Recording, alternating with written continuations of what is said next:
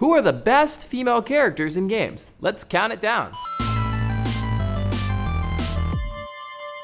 Female video game characters and the amazing women in real life that they're based on are awesome and worth celebrating. There's GLaDOS, Zelda, Ellie, Lily from Psychonauts, even the yoga instructor from the upcoming Smash Brothers. But many developers, for some crazy reason, are reticent to give women larger roles in their games. At E3 this year, there was a bit of a brouhaha when a representative from Ubisoft said that the company had scrapped plans for playable female characters in Assassin's Creed Unity multiplayer. Can you play as a female character? Oh, no. Why not? We didn't prioritize for that level of customization.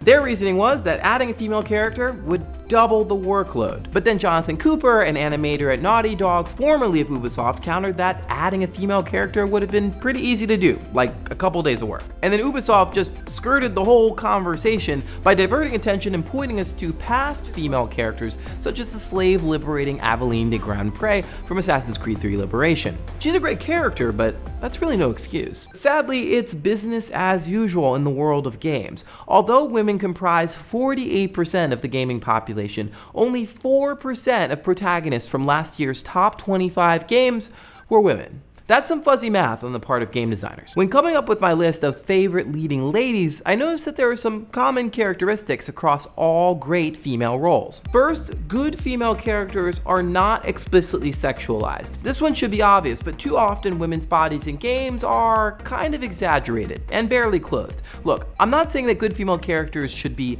unattractive, but I am saying that, I don't know, wearing a steel bikini in the battle is neither safe nor very practical. Second, good female characters are not at the mercy of men. Historically, women have been demoted to the damsel in distress role. Strong female characters are often relegated to the role of sidekick, or an NPC for an escort mission. In The Last of Us, for example, the two main female characters, Tess and Ellie, just tag along behind the male lead. And surely Navi has something better to do than just follow Link around and tell him how to use his slingshot. I imagine it must be really frustrating for women that every time they play a game with a character that they can ostensibly relate to, that person is weak or helpless or just serving some dude. Sorry, all booked up.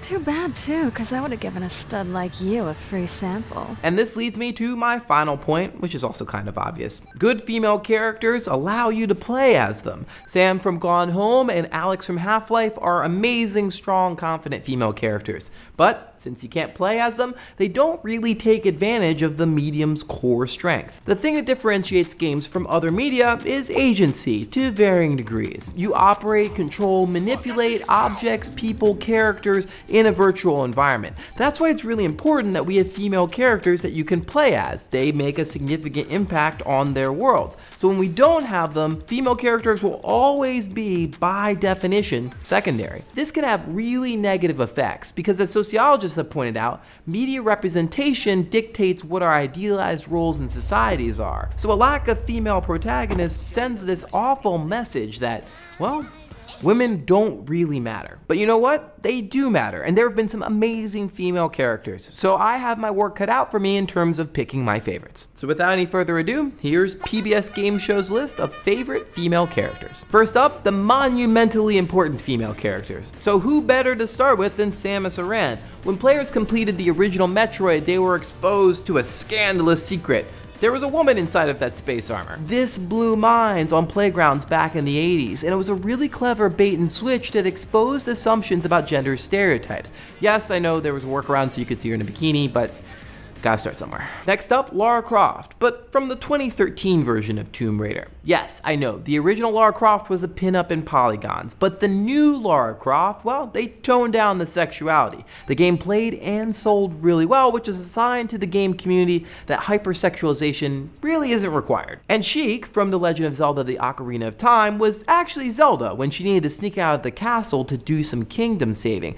This role actually subverted the helpless princess trope, but way before anyone realized it was a problem. Okay, this next group of female characters shows that it's more fun to play as a girl than as a boy. This one's a little bit silly, but Miss Pac-Man beats the pants off the original Pac-Man. More intricate level design, smarter ghosts that follow your movements, and cutscenes. If you didn't play Mass Effect as FemShep, and most of you didn't, then you're doing it wrong. That's because you missed out on the incredible voice acting of Jennifer Hale. There's an amazing profile of her in The New Yorker that I'll link to in the description. And Princess Peach in Super Mario Bros. 2 had that incredible floaty jump thing, which was way better than Mario or Toad or whatever that weird Luigi thing was. You might be saying, hold up, Princess Peach, isn't she a princess? And you'd be right, but it turns out that's not all bad according to some research from BYU. Apparently princesses do have some positive sides, including promoting pro-social behavior. So there.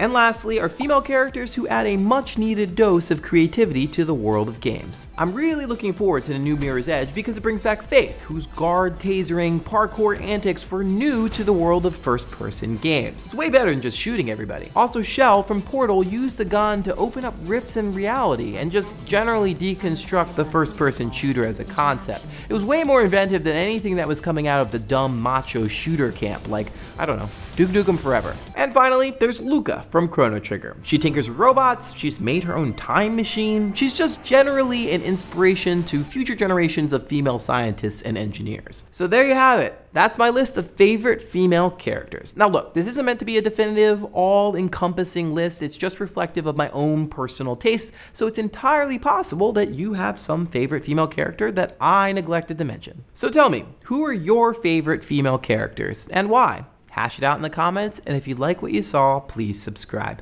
I'll see you next week. Last week we asked why DayZ makes you do sick and twisted things. Let's see what you had to say. Abraxian Absolution makes a clarification, specifically that the Milgram experiment that I cited, that's the experiment where participants were basically coerced into shocking someone on the other side of a window that they couldn't see for answering questions incorrectly. But that experiment, you're right, that experiment was designed to answer this big question after World War II about how normal, everyday people can do such terrible, terrible things. It's about authority. However, the part that I was interested in was the fact that the effects of people who did the experiment virtually with a virtual character were exactly the same as the ones for the actual participants of the real world test in the 50s, which only means that basically when you do things to people on screen, that still has an effect on you. So I was just making it clear, but we don't really disagree. Corwin Kelly, in a response to Abraxian's comment, points to something really, really interesting I had never thought about in the context of games. Specifically, Corwin points out something that's known as the observer expectancy effect. What that means is if you sign up for an experiment and you perform the experiment, you know in the back of your head, at least subconsciously, that you're participating in an experiment and that will ultimately affect your behavior.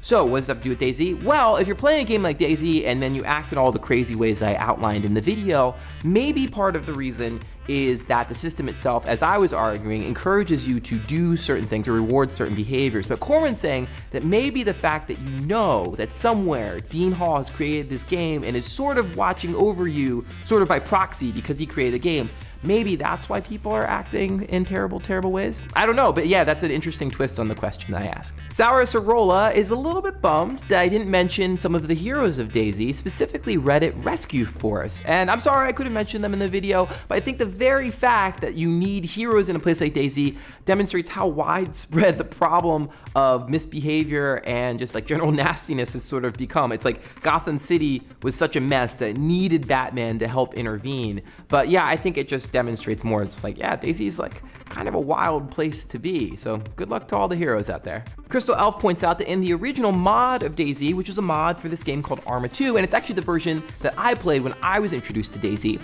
all the bad things that we saw in my previous video didn't actually happen because you get dropped in an island and then you would basically just walk. There weren't really people around. Occasionally you'd see zombies. It was pretty tense. It was that original version that obviously led to the commercial release. And there's actually a phenomenon known as Eternal September, which might explain why this could be. So Eternal September refers to this particular date, September 1993. Originally there were these message boards, they're called Usenet. And originally the members of Usenet had like, a civil decorum about them. It's called netiquette. They would talk to each other in particular ways. And every September, college students who now had internet access would flood these Usenet boards and, I don't know, just ruin them with, incivility and whatnot.